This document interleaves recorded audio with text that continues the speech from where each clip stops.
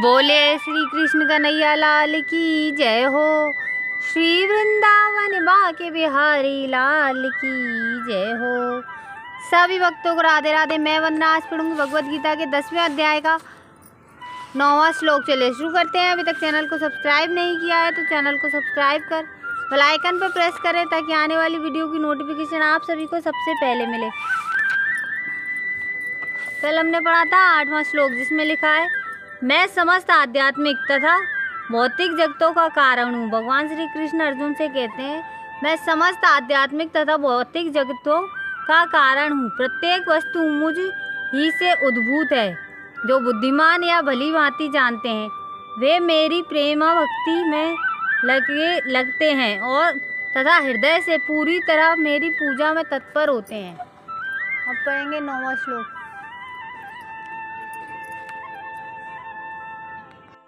मचित्ता मगदत प्राणा बोधयन्तः परस्परं कथयन्तश्च माम नित्यं तुष्यन्ति च रमन्ति च।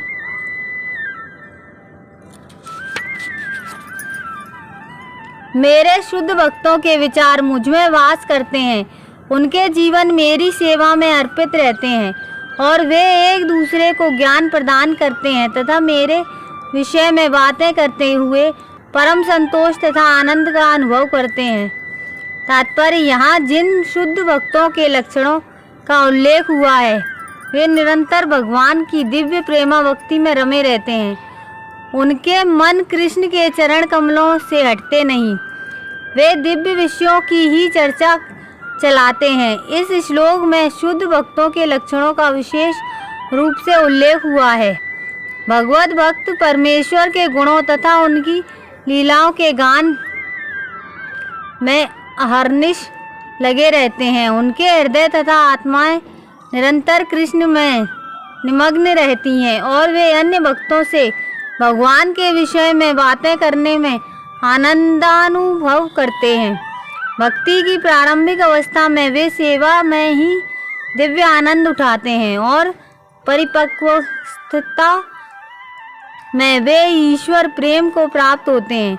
जब वे इस दिव्य स्थिति को प्राप्त कर लेते हैं तब वे उन सर्वोच्च सिद्धि का स्वाद लेते हैं जो भगवत धाम में प्राप्त होती है। भगवान चैतन्य दिव्य भक्ति की तुलना जीव के हृदय में बीज बोने से करते हैं। ब्रह्मांड के विभिन्न लोकों में असंख्य जीव विचरण करते रहते हैं।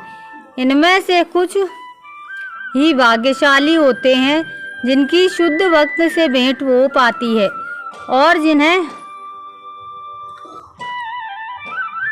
भक्ति समझने का अवसर प्राप्त हो पाता है। यह भक्ति बीज के सदृश हैं। यदि इसे जीव के हृदय में बो दिया जाए तो और जीव हरे कृष्ण मंत्र का श्रवण तथा कीर्तन करता रहे तो बीज अंकुरित होता है। जिस प्रकार की नियमता सिंचते रहने से वृक्ष का बीज फलता है भक्ति रूपी आध्यात्मिक पौधा क्रमशः बढ़ता रहता है जब तक यह ब्रह्मांड के आवरण को भेद कर ब्रह्म ज्योति में प्रवेश नहीं कर जाता। ब्रह्म ज्योति में भी यह पौधा तब तक बढ़ता जाता है जब तक उस उच्चतम लोक को नहीं प्राप्त कर लेता जिसे गोलोक वृंदावन या कृष्ण का परम धाम कहते हैं। अंततो गत्वा यह पौधा भगवान के चरण कमलों की शरण प्राप्त कर वही विश्राम पाता है। जिस प्रकार पौधे में क्रम से फूल तथा फल आते हैं उसी प्रकार भक्ति रूपी पौधे में भी फल आते हैं और कीर्तन तथा श्रवण के रूप में उसका सिंचन चलता रहता है। चैतन्य चरितामृत में भक्ति रूपी पौधे का विस्तार से वर्णन हुआ है। वहाँ यह बताया गया है कि जब पूर्ण पौधा भगवान के चरण कमलों की शरण ग्रहण कर लेता है तो मनुष्य पूर्णतः भगवत प्रेम में लीन हो जाता है। तब वह एक क्षण भी परमेश्वर के बिना नहीं रह पाता। जिस प्रकार की मछली जल के बिना नहीं रह सकती ऐसी अवस्था में भक्त वास्तव में परमेश्वर के संसर्ग से दिव्य गुण प्राप्त कर लेता है।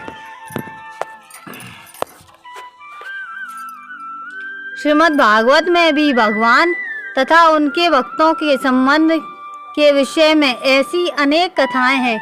इसलिए श्रीमद् भागवत भक्तों को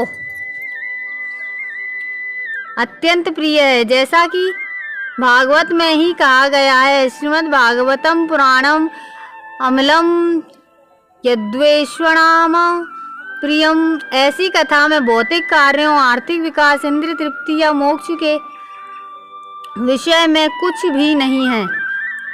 श्री भागवत की एकमात्र ऐसी कथा है जिसमें भगवान तथा उनके भक्तों की दिव्य प्रकृति का पूर्ण वर्णन मिलता है। फलतः कृष्ण भावना भावित जीव ऐसे दिव्य साहित्य के श्रवण में दिव्य रुचि दिखाते हैं। जिस प्रकार तरुण तथा तरुणी को परस्पर मिलने में आनंद प्राप्त होता है। कल पढ़ेंगे 10वां श्लोक। अगर आज का वीडियो अच्छा लगे तो एक लाइक ज़रूर करें, कमेंट में राधे राधे लिख के अपनी हाजिरी ज़रूर लगाएं। अगर अभी तक चैनल को सब्सक्राइब नहीं किया है तो चैनल को सब्सक्राइब ज़रूर करें। कल फिर मिलेंगे इसी समय इसी चैनल पर। जब तक के लिए सभी को राधे राधे। जय राम जी की।